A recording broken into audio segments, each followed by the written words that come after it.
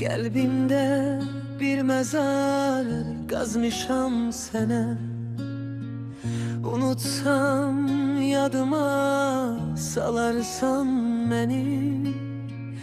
Seni öz kalbimde dəfn eyledim ki, korkuram yadımdan çıkasan beni. Kalbim bir sehradır, uçsuz bucaksız. Korktum bu sehrada itirem seni. Bir mezar kazmışam sene açsız. İsterem yeniden dirildem seni. İstesen kalbime gizlice girip, sen öz mezarını ziyaret eyle. Korkuram hislerim ruhunu görür.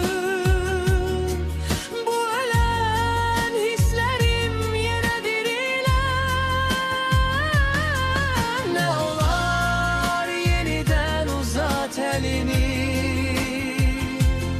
Seslenir yüreğimin derinliğinden.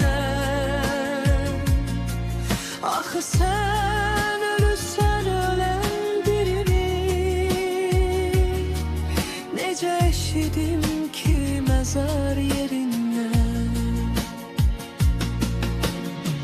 Get daha korkmuram, unudam seni. Yanında bir mezar kazıram senin. Sanma bir ölü tek ovudam seni. Karşında bir canlı mezaram senin.